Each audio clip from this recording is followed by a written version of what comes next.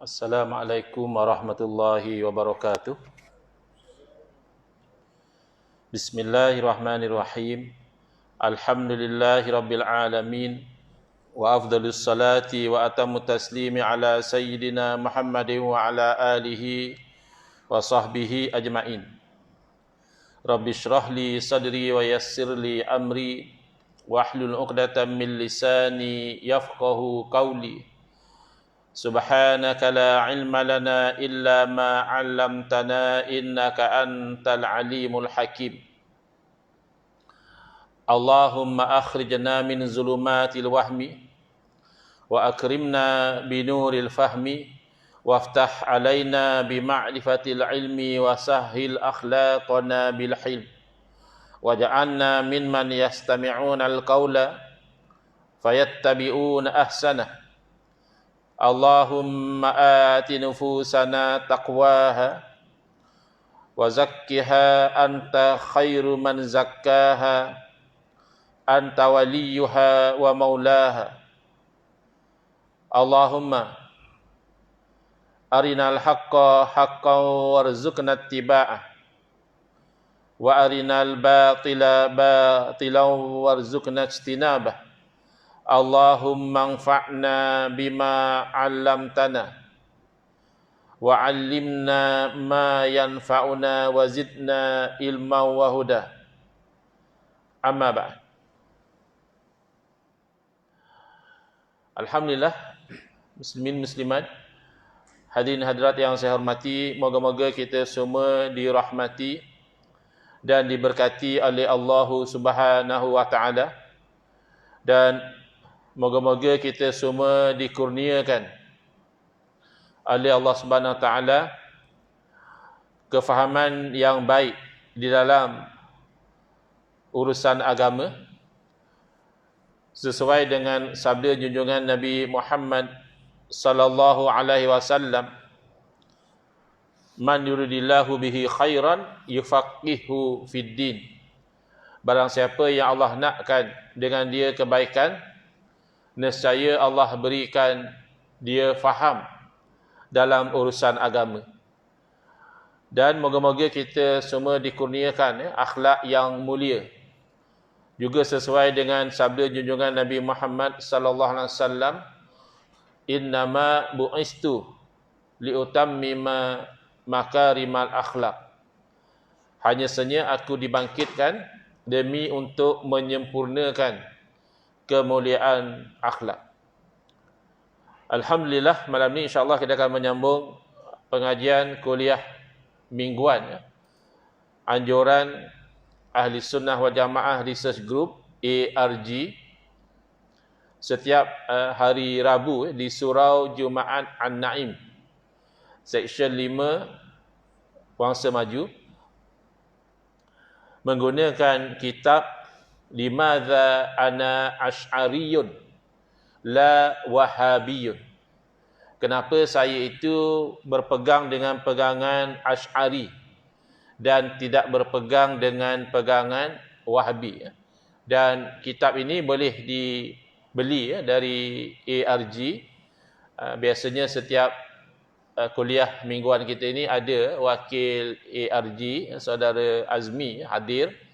Jadi boleh dapatkan kitab dari beliau, termasuk juga yang mengikuti kuliah kita secara online, boleh hubungi ARG untuk mendapatkan kitab supaya lebih berkesan maklumat-maklumat yang kita bincangkan di dalam kuliah mingguan ini. Sebelum saya pergi kepada isi kitab, kita ada soalan daripada salah seorang ahli jemaah kita yang mengikuti pengajian mingguan ini, iaitu soalannya adalah, bagi orang yang terpengaruh dengan akidah selain ahli sunnah wal jamaah, apakah status amalan-amalannya seperti solat dan lain-lain. Katakan dia solat, dia puasa, tapi akidahnya bercanggah dengan akidah ahli sunnah wal jamaah. Adakah ibadah mereka tertolak kerana akidah mereka telah terpesong? Jadi Pertama, kita kena faham bahawa apabila dikatakan akidah selain daripada ahli sunnah wal jamaah, berarti akidah yang bid'ah. Ya. Akidah yang tidak mengikut sebagaimana akidah Nabi SAW. Dan tidak ada yang namanya bid'ah hasanah dalam perkara akidah. Ya, memang kita terangkan banyak kali, ulama membagikan bid'ah asasnya kepada dua. Ya. Misalnya kata Imam Syafi'i rahimahullah ta'ala, al-bid'atu bid'atani, perkara bid'ah itu dua jenis bid'ah. Mahmudatun wa mazmumah, ada bid'ah yang terpuji, baik, ada bid'ah yang terkeji, maknanya buruk. Mana yang baik, mana yang buruk. Fama wafaqa sunnata fahuwa mahmud, mana perkara bid'ah yang selari dengan sunnah, yakni kena dengan ajaran Nabi, itu terpuji. Wa ma khalafaha fahuwa mazmumun, dan mana perkara bid'ah yang bercanggah dengan sunnah, tidak kena dengan ajaran Nabi SAW, bid'ah semacam itu terkeji, yakni bid'ah yang buruk. Kenapa kita kata itu tidak berlaku dalam soal akidah? Kerana kalau dalam amalan itu tidak berlaku di zaman Nabi SAW, seperti mengadakan sambutan Maulidur Rasul, seperti misalnya meletakkan kapet, kipas dalam masjid, seperti dalam ibadah haji sekarang orang boleh tawaf dengan menggunakan skuter, dan sebagainya lah. Maka tidak semesti ianya baharu. Sembahyang menggunakan mikrofon, itu tak berlaku zaman Nabi. Tapi kena cek adakah perkara itu bercanggah. Misalnya guna mikrofon itu menyebabkan batal solat, atau tawaf menggunakan skuter itu tidak memenuhi syarat tawaf misalnya. Kalau tidak melanggar ataupun memenuhi syarat, okey saja, bid'ah hasanah. Tetapi kalau dalam akidah, bila kita kata bid'ah, berarti perkara itu tidak berlaku di zaman Nabi SAW ataupun akidah Nabi. Tidak demikian. Kerana kalau sama dengan akidah Nabi SAW, itu tidak dinamakan bid'ah. Kerana bid'ah ni benda baru. Bila kata bid'ah dalam akidah, pastilah akidah itu berbeza dengan akidah Nabi SAW. Maka akidah yang berbeza dengan akidah Nabi SAW, tak mungkinlah akidah itu akidah yang hasanah. Maka setiap bid'ah dalam perkara akidah itu adalah haram, membawa kepada dosa besar. Dan bahkan ada sebahagian akidah yang bid'ah ini sampai membawa kepada kufur. Sebagai contoh, bid'ah akidah Qadariyah. Qadariyah ini merujuk kepada akidah yang menolak takdir Allah Subhanahu wa taala. Dia percaya kepada Allah, Allah wujud. Dan dia percaya bahawa Allah ciptakan makhluk. Dia percaya Allah ciptakan manusia. Cuma dia tidak percaya Allah yang mentakdirkan. Apa yang berlaku kepada manusia, apa yang dilakukan oleh manusia. Kata dia, Allah jadikan manusia, tetapi perbuatan manusia itu bukan Allah yang jadikan. Manusia sendiri. Bahkan mengikut Qadariyah yang awal-awal dahulu, oleh kerana bukan Allah yang jadikan perbuatan manusia, Allah pun tak tahu manusia nak buat apa, sehinggalah manusia itu buat. Barulah Allah tahu. Maka akidah yang menafikan kudrah dan ilmu Allah seperti ini, sepakat para ulama mengatakan orang itu terkeluar dari Islam. Bukan setakat ahlul bid'ah, bahkan menjadi kafir dengan akidah yang sedemikian. Maka kalau sudah kafir, jelas amalan solat dia, puasa dia, haji dia, tidak diterima oleh Allah Subhanahu Wa Taala. Tetapi secara umumnya, sekadar tergelincir daripada landasan sunnah, tidak automatik jadi kafir. Dia jadi ahlul bid'ah, berdosa, dia wajib bertaubat kembali kepada akidah ahli sunnah wal jamaah. Adakah amalan yang diterima oleh Allah Subhanahu Wa Taala? Kemungkinan dengan dosa besar yang dilakukan itu, amalan itu juga menjadi tertolak. Kenapa? Misalnya Imam Ghazali rahimahullah taala, zahirnya sahlah kalau dia sembahyang dengan syarat rukunnya. Sebab itu para fuqaha memfatwakan sah kita itu berimamkan ahlul bid'ah.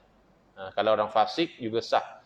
Orang tu fasik, kita tahu dia orang buat dosa, tapi sembahyang dia okey. syarat rukun dia okey.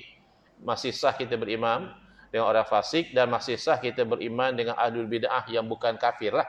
Bukan bid'ah yang sampai bawa kufur. Misalnya Syiah ada yang sampai bawa kufur, ya, yang mengatakan Sayyidina Ali itu Tuhan, ya, jadi kafir.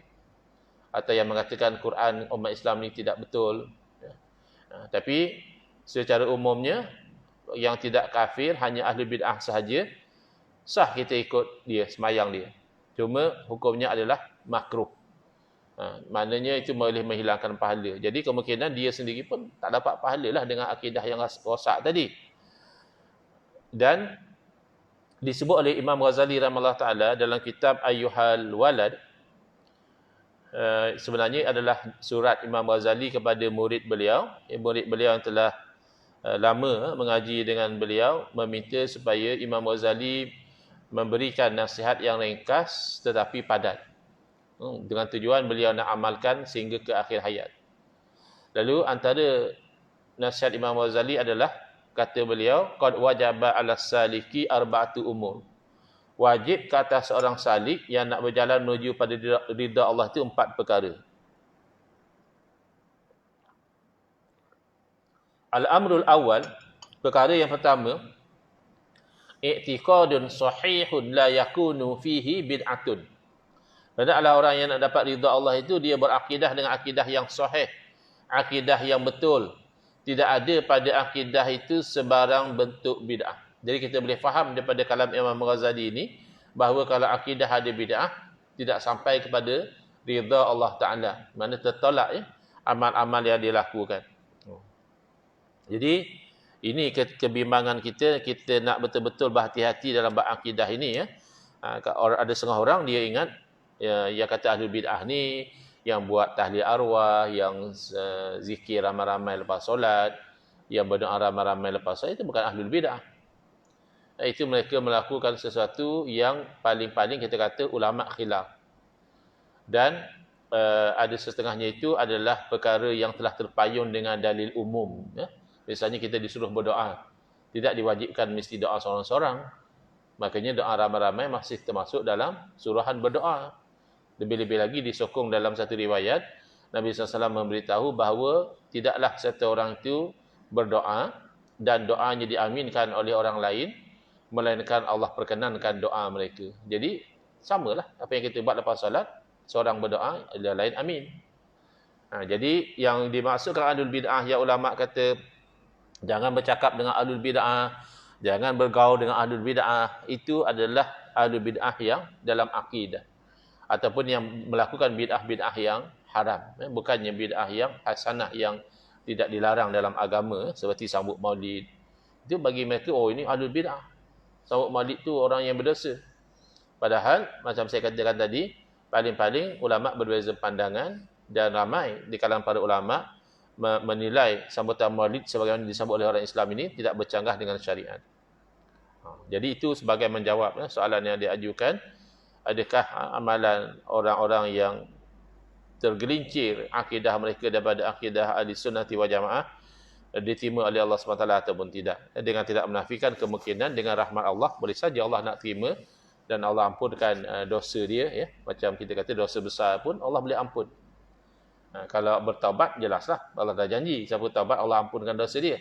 Tapi kalau mati tak taubat, masih di sisi akidah al-Sunnah Jamaah, harus Allah Ta'ala mengampunkan dia. Bukan mustahil dan bukan wajib, tapi ala khatar lah, risiko lah. Mati tak sempat taubat ni, kalau masuk neraka pun tak boleh nak komplain sebab tak taubat.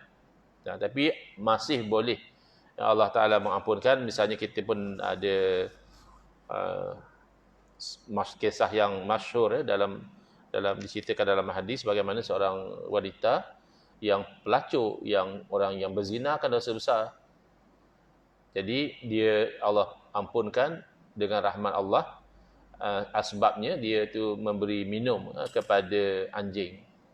Jadi tak mustahil. Baik. Jadi kita sampai ke muka surat 8 ya. 8 nombor apa? Ya. 13 ya, nombor 13. Di muka surat 8 nombor 13. Berkata Al-Imam Al-Allamah Al-Muhaddith As-Safarini Al-Hambali rahimahullah ta'ala di dalam kitabnya Al-Lawami' Al-Anwar Al-Bahiyah, beliau mengatakan bahawa ahli sunnah wal jamaah itu terdiri daripada 3 golongan. Maknanya semua ni ahli sunnah wal jamaah, bukan ahli bid'ah. Tapi macam mana pula ahli sunnah pecah? Bukan pecah. Ini dibeza-bezakan mengikut kepada manhaj. Pendekatan mereka berbeza, akidah sama. Akidah ahli sunnah wal jamaah iaitu sama-sama mentanzihkan Allah Ta'ala, mensucikan Allah Ta'ala dari sebarang bentuk kekurangan.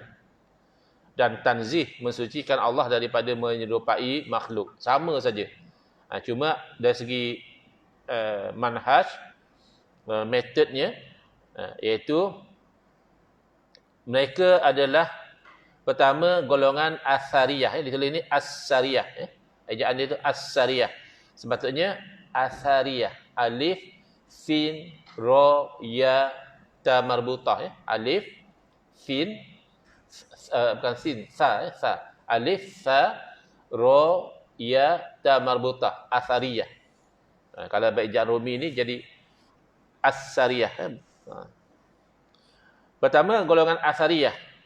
Dan imam mereka, yakni yang menjadi ikutan mereka dalam metod ini adalah Al-Imam Ahmad bin Hanbal rahimahullah ta'ala. Kedua adalah Asy'ariyah ataupun Asy'airah. Dan imam mereka adalah Al-Imam Abu Hasan Al-Asy'ari rahimahullah ta'ala. Dan yang ketiga adalah Maturidiyah. Dan imam mereka adalah Al-Imam Abu Mansur Al-Maturidi rahimahullah ta'ala. Ada pun golongan yang sesat, banyaklah. Ahli sunnah ni 3 pendekatan. Lain pada ahli sunnah macam-macam jenis. Syiah saja pun dah berapa macam pecahan dah. Ya, Mu'tazilah lagi, Qadariyah lagi, Jabariyah lagi, Jahmiyah lagi, Murji'ah lagi, Khawarij lagi. Ya. Banyaklah. Tapi kalau ahli sunnah 3. Ya. Baik. Jadi apa beza? Beza pendekatan. Kalau Asariyah ini sama seperti Asy'ariyah dan Maturidiyah, mereka akidah tanzih, bukan tashbih, bukan menyamakan Allah seperti makhluk. Mereka mensucikan Allah Ta'ala dari sebarang kekurangan dan juga mensucikan Allah dari menyerupai makhluk. Cuma dalam keyakinan mereka itu, mereka lebih fokus kepada riwayat hadis berbanding kalau Asy'ariyah selain daripada Quran hadis, mereka juga fokus kepada perdebatan secara akliyah. Hujah-hujah akal. Kenapa? Kerana Asy'ariyah ini mereka berdepan dengan Mu'tazilah. Mereka ni yang ke depan. Macam zaman kita lah. Yang pegang ahli sunnah wal jamaah ni ramai. Majoriti. Tapi tak semua nak ke depan. Nak berdebat, nak berhujah, tak semua. Tapi bila orang tu ke depan berhujah, kalau lawan melaksana banyak guna dalil akli, dia terpaksa lawan balik, counter balik. Use the same type of weapon against them, against Mu'tazilah. Jadi sebab itu, Asy'ariyah, selain daripada dalil Quran hadis, mereka fokus lebih kepada dalil akli. Begitu juga Maturidiyah. Tetapi, Asariyah, walaupun akidah mereka sama, tanzih, tak samakan Allah seperti makhluk, tapi mereka lebih, pegangan kami begini kerana hadisnya begini. Pegangan kami begini kerana ayat Qurannya begini. Habis ini ayat mutasyabihat, kami beriman. Tapi makna kami serah kepada Allah. Jadi mereka lebih kepada tafwid. Metod salaf, tafwid. Menyerahkan makna ayat-ayat mutasyabihat kepada Allah. Itu Wahabi lah Ustaz. Wahabi lah yang tafwid tu. Ada beza. Ada beza tafwid ahli sunnah wal jamaah ataupun tafwid salaf dengan tafwid Wahabi. Apa beza dia? Tafwid ahli sunnah wal jamaah ataupun tafwid salaf adalah menyerahkan makna daripada ayat mutasyabihat itu kepada Allah. Allah yang tahu apa makna istiwa. Allah yang tahu apa makna yadullah. Allah yang tahu apa makna wajhullah. Kalau terjemah, ya tangan Allah. Kalau terjemah maknanya muka Allah. Tapi itu kan membawa kepada menjisimkan Allah Ta'ala. Mana Allah Ta'ala itu beranggota tangan, beranggota muka. Lalu kita isbatkan yadullah. Ya, ada namanya yadullah tu ada. Ada namanya wajhullah. Tapi apa makna wajhullah serah pada Allah. Itu maknanya tafwid. Tetapi kalau golongan Wahabi, dia bukan tafwid macam ahli sunnah wal jamaah athariyah ataupun salaf, tidak. Mereka isbat makna zahir dulu. Mereka dah tetapkan ayat mutasyabihat itu dengan makna yang zahir. Selepas mereka sudah tetapkan dengan makna yang zahir, barulah mereka itu kata tafwid kaifiyah. Makna apa? Kita ambil contoh. Istawa. Istawa ni termasuk yang mutasyabihat. Makna istiwa pun sampai belas-belas makna. Cuma mana satu daripada belas-belas makna ni yang dimaksudkan tak jelas. Tapi pastilah makna tertentu tu tak layak. Istawa dengan makna duduk. Duduk tu kan memberatkan jasad pada bahagian punggung. Itu kan tak layak makna macam itu. Ataupun bertempat di atas arasy. Kerana bertempat itu adalah sifat makhluk. Dan arasy tu pasti makhluk. Tak mungkinlah Allah yang maha pencipta, yang qadim, yang tidak ada permulaan bagi wujudnya, tiba-tiba berada di atas makhluknya yang dahulunya tidak ada. Kemudian baru Allah cipta. Wujud Allah tanpa arasy pasti. Kerana arasy itu makhluk. Sebelum Allah cipta arasy tidak ada. Maka tidak akan Allah itu berubah. Setelah Allah cipta arasy, berubah pula Allah itu jadi bertempat. Dulu sebelum ada arasy, Allah tidak bertempat. Tapi setelah Allah ciptakan arasy, jadi Allah itu bertempat. Tidak mungkin. Maka makna duduk, makna bertempat dinafikan. Habis apa makna sebenar? Serah pada Allah lah. Wa ma ya'lamu ta'wilahu illallah dalam Quran sebut ayat 7 surah Ali Imran. Padahal tidak ada yang tahu makna ayat mutasyabihat kecuali Allah. Dan kalau hanya Allah tahu, serah pada Allah lah. Itu sikap kebanyakan salaf. Majoriti salaf macam itu. Termasuklah Asariyah. Tetapi khalaf dia mengambil pendekatan dikenali sebagai takwil. Sebenarnya salaf takwil juga. Takwil ni makna alih daripada makna zahir kepada makna lain. Apa beza takwil salaf dengan takwil khalaf? Takwil salaf biasanya ijmal, umum je. Bukan makna duduk, bukan makna bertempat, tapi makna sebenar tu serah pada Allah lah. Tapi kalau takwil khalaf, biasanya takwil tafsil. Bukan saja dia alih daripada makna yang tidak layak, bahkan dia menerima makna yang layak. Misalnya istawa, kalau kita maknakan dengan makna Allah menguasai arasy. Ada masalah tak kalau kita kata Allah menguasai arasy? Bercanggah dengan akidah ke? Tidak. Maka boleh terimalah. Sebab memang dari segi bahasa ada istaula, qahara. Maka Allah menggagahi arasy. Apa makna menggagahi arasy? Kena patuhlah pada ketentuan Allah. Maka kalau kita kata Allah menggagahi arasy, logik. Maka diterima. Bukan memastikan mesti itulah makna dia, tidak juga. Wa ma ya'lamu ta'wilahu illallah. Tapi sekurang-kurangnya dengan menerima makna itu masih tidak bercanggah dengan akidah. Misalnya aku ciptakan dengan kedua tanganku. Makna daripada ayat Quran atau daripada hadis. Lalu kalau dimaknakan dengan anggota tangan, itu masalah. Tetapi kalau dimaknakan atau diserahkan makna kepada Allah, okeylah. Apa makna dua tanganku di situ? Makna yang layak dengan Allah Ta'ala. Allah lebih tahu. Itu okey. Itu asariyah. Ataupun khalaf dengan makna kudrah. Allah ciptakan makhluk ni dengan kuasanya. Ada apa anything against akidah tak kalau kita kata Allah ciptakan makhluk dengan kuasa dia? Tak ada. Memang selarilah dengan akidah. Ada sifat kudrah di situ. Maka khalaf terima. Memaknakan yadun dengan makna kudrah, dari segi bahasa memang ada, dari segi akidah tidak bercanggah, kita terima. Jadi itu beza dia. Kalau Wahabi, dia isbat dulu, dia kata yadun makna tangan. Tapi tangan Allah tak sama lah macam tangan kita. Macam mana bentuk tangan Allah semua tu kita tak tahulah. Serah pada Allah lah. Nampak tak beza dia? Kalau dengan Asy'ariyah bezalah. Jelaslah yang khalaf tadi. Mereka kata yadun makna tangan, tapi tangan yang layak dengan Allah. Kalau Asy'ariyah ataupun khalaf, mereka kata yadun maknanya kuasa Allah. Beza kan? Anggota tangan yang layak dengan Allah dengan kuasa. Beza. Tapi kalau salaf, dia kata yadun dengan makna yang layak dengan Allah. Dia tidak maknakan dengan makna tangan. Tapi makna yang dia serah kepada Allah dengan keyakinan, pastilah makna itu layak dengan Allah Ta'ala. Jadi jangan terkeliru antara tafwid salaf, serah bulat-bulat salaf dengan isbat zahir yang dibuat oleh Wahhabi ataupun golongan musyabbihah, tapi hujung-hujung tu dia nak kata tak sama macam makhluk.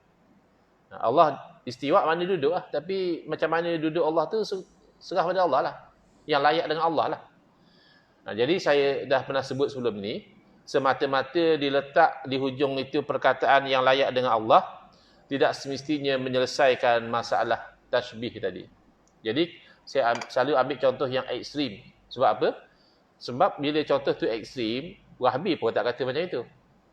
Kalau kita ambil contoh yang biasa-biasa, dia terjerumus di situ. Kadang-kadang dia kata tak, kami tak kata Allah beranggota tangan. Kami kata tangan yang layak dengan Allah. Tapi sedar tak sedar tiba-tiba dia kata, kalau Allah tak ada tangan, kira Allah kudung. Lah, maknanya kau faham tangan tu anggota badan lah. Sebab kudung tu orang yang tak ada anggota tangan. Baru-baru ni ada pula dia kata, siapa yang menafikan tangan dan wajah dari Allah, maka itulah golongan musyabbihah, itulah golongan yang menyamakan Allah seperti makhluk, kerana dia menyamakan Allah dengan makhluk yang kurang. Sebab tak ada tangan tu kurang, cacat, OKU. Kan? Kalau tak ada muka, lagi teruk. Kalau tak ada tangan tu kita simpati tengok. Tapi kalau tak ada muka, kita ngeri. Kan? Jalan-jalan tengah malam, nampak daripada belakang macam kawan kita. Kita tegur dia paling, Allah tak ada muka. Lain macam. Jadi kamu ni adalah samakan Allah dengan makhluk yang kurang. Kalau begitu, memang kamu faham muka tu maksudnya anggota. Sebab tu kamu cakap macam itu.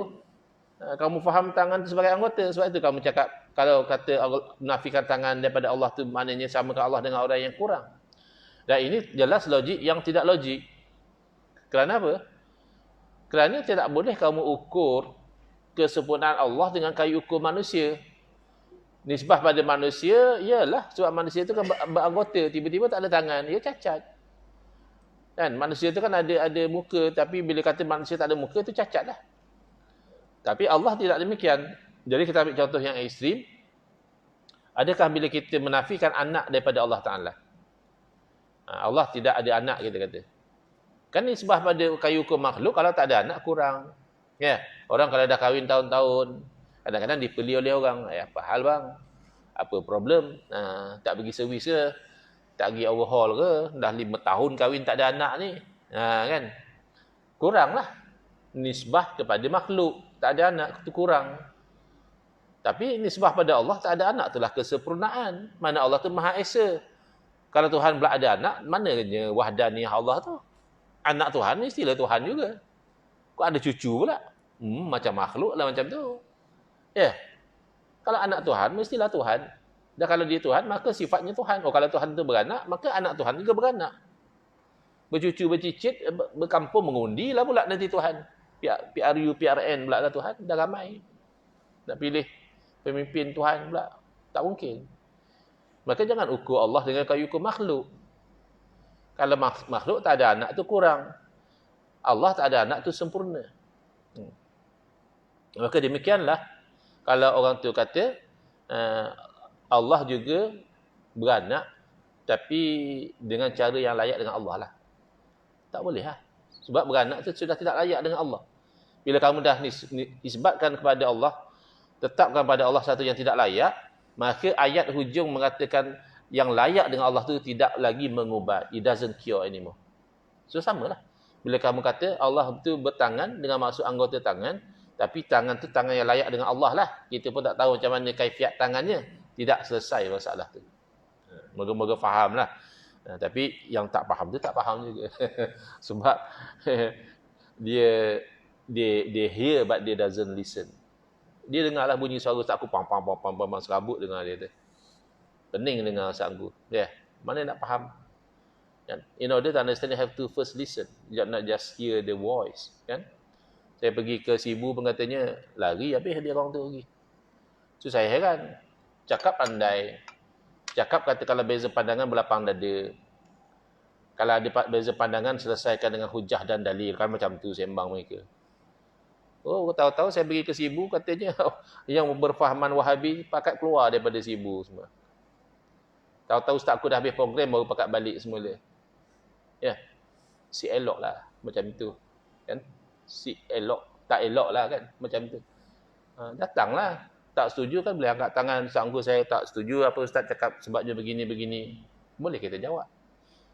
Tapi kalau dah lari macam tu tak ada apalah, tak ada interaksi, tidak ada perbincangan. Baik. Tapi insya-Allah yang mencari kebenaran, dia nampak oh itu beza dia. Kalau Asy'ariyah cenderung kepada tafwid serah bulat-bulat. Kalau Asy'ariyah Maturidiyah masih terima takwil tafsili, makna yang tidak bercanggah dengan akidah tu masih diterima lagi. Ya. Tapi kalau Wahabi dia pergi pada makna zahir, lalu dia berlagak seolah-olah dia juga tafwid kaifiat. Beza antara salafi salaf dengan Wahabi adalah salaf tafwid makna. Makna itu sendiri dah serah pada Allah awal-awal lagi. Makna istiwa apa serah pada Allah. Makna yadun apa serah pada Allah. Ya. Makna wajhun apa serah pada Allah. Awal lagi dah serah dah. Tapi kalau Wahabi apa makna istiwa? Duduk, tapi duduk yang maknanya kita serah pada Allah. Macam mana cara duduk tu serah pada Allah lah. Tak bincanglah kita. Apa makna yadun? Makna tangan lah. Tapi tangan Allah tu tak samalah macam tangan kita. Kita tak boleh gambarkan lah. Serah pada Allah lah tangan tu macam mana. Beza kan? Baik. 14. Berkata Al-Imam Al-Arif Billah Ibn Ajibah Al-Maliki rahimahullah ta'ala di dalam kitabnya Tafsirul Fatihah Al-Kabir Al-Musamma Bil Bahril Madid.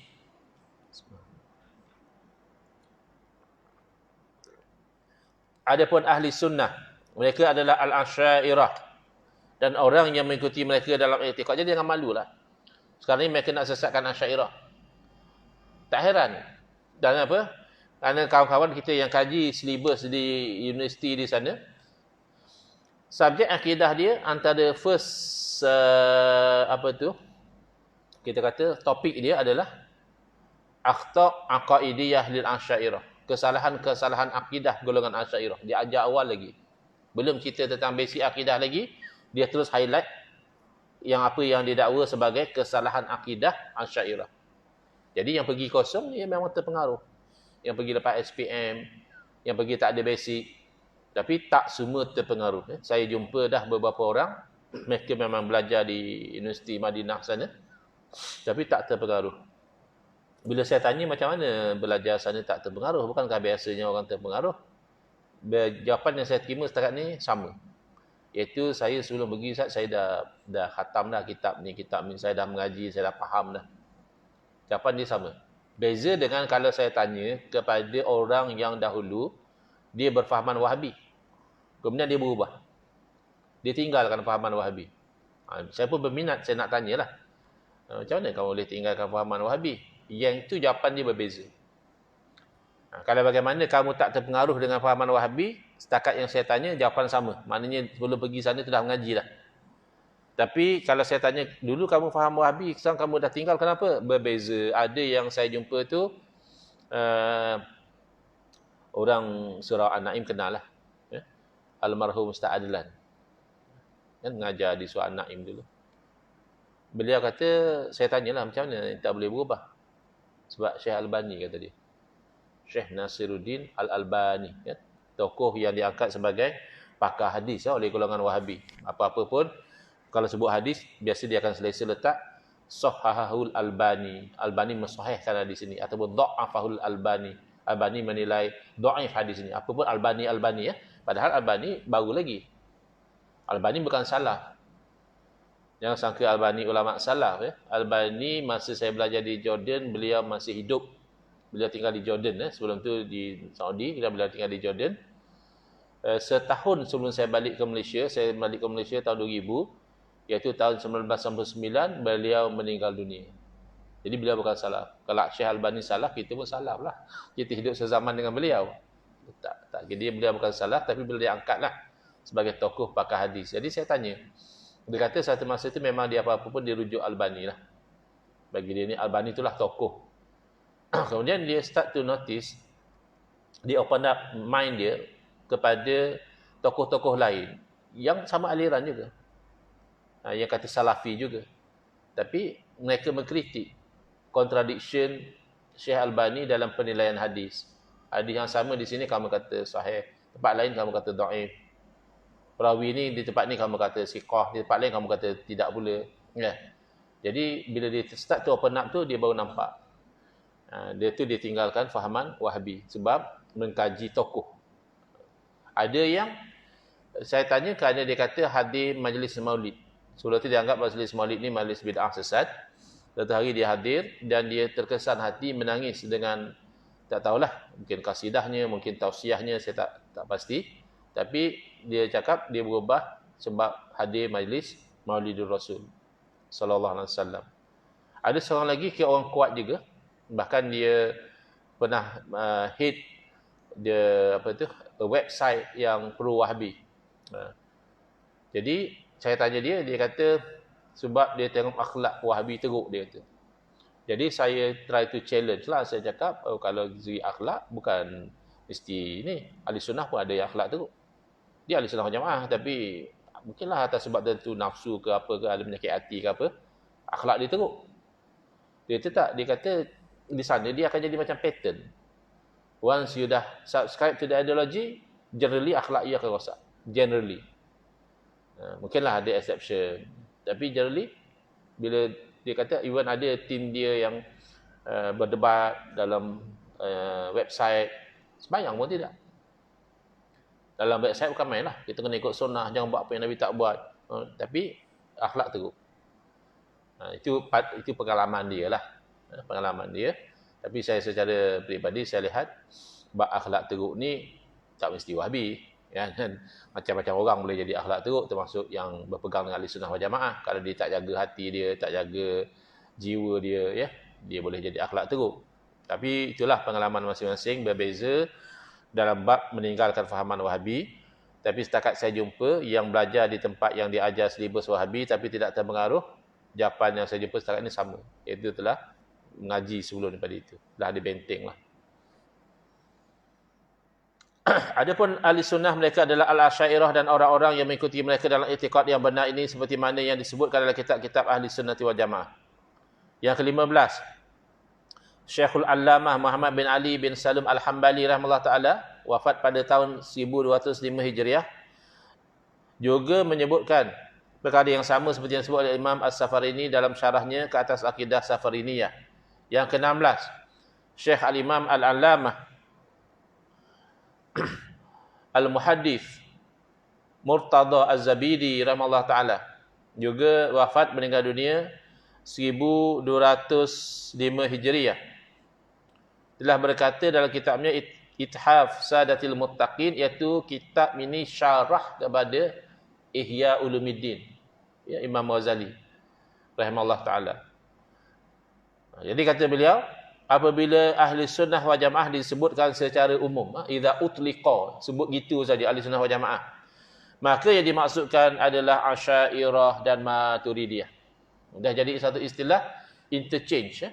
Asy'ariyah Maturidiyah tu dah understood ahli sunnah wal jamaah, sebab ahli sunnah wal jamaah dah understood Asy'ariyah Maturidiyah.